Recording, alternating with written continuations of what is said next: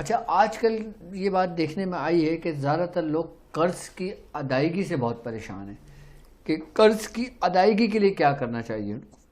آج قرض کی ادائیگی کے لیے میں آپ کو ایک عمل تعلیم کر رہا ہوں سورہ قریش کے ذریعے، آپ اس کو سمجھ لیں۔ اور جو لوگ چاہتے ہیں کہ ان کا قرض اگر سمجھ لیں کہ ان کی سوچ سے بھی زیادہ ہو،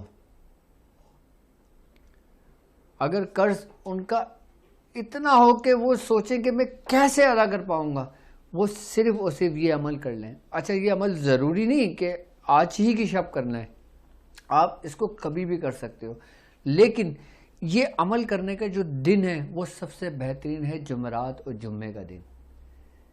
آپ نے کرنا یہ ہے کہ آپ نے 1 پاؤ چینی لینا ہے اور 1 پاؤ سوجی لینا ہے، جو حلوہ بناتے ہیں ہم۔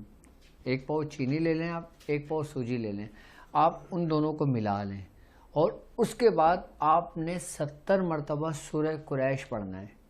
اس پہ دم کر دیں۔ دم کرنے کے بعد آپ نے اس کے 7 حصے کر لیں۔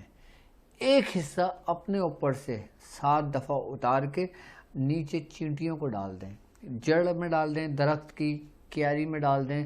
اگر زمین پر ڈالیں تو ایسی زمین پر ڈالیے گا کہ جو راستہ نہ ہو، گزر نہ ہو، ایسی زمین کے جیسے یہ دیوار ہے، دیوار کی زمین آپ نے دیوار کی بالکل سائٹوں میں ڈال دیا، ٹھیک ہے۔ روزانہ ایک حصہ ڈالنا شروع کر دیں۔ آپ 7 دن یہ عمل کریں، اسی نیت سے کریں کہ قرض کی ادائیگی کے لیے۔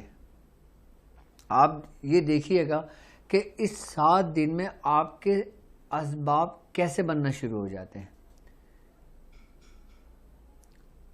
کہ ایسی جگہ سے آپ کو رزق ملنا شروع ہو جاتا ہے، ایسی جگہ سے آپ کے وسائل بن جاتے ہیں کہ جہاں آپ کا ذہن و گمان میں بھی نہیں آتا۔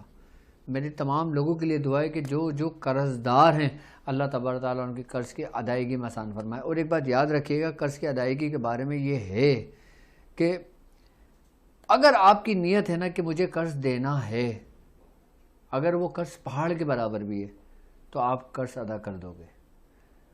اور اگر آپ کی نیت میں ذرہ برابر بھی فطور آیا کہ میں کیا قرض واپس کروں، اس کو کیا ضرورت ہے، اس کو اللہ تعالیٰ نے سب کچھ تو دیا ہے، اب وہ سب کچھ دیا ہے تو اس کو دیا ہے نا، تمہیں تھوڑی دیا ہے، تم نے جو اس سے لیا ہے تم اس کا وہ ادا کرو، اس کی نیت کرو، چاہے وہ 1 روپیہ ہو، چاہے وہ 1 لاکھ روپیہ ہو۔ قرض ہے۔ یہاں تک فرماتے ہیں کہ مرنے والے کا سب کچھ معاف کر دیا جاتا ہے، اس کے ہر گناہوں کو معاف کر دیا جاتا ہے سوا قرض کے۔ قرض ایک ایسی چیز ہے،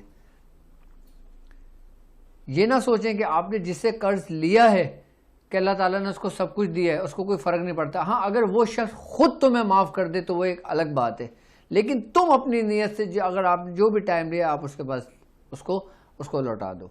نیت رکھو، یہ عمل کرو، دیکھو اللہ تبارک و تعالیٰ کیسے آسانیاں پیدا کر دیتا ہے۔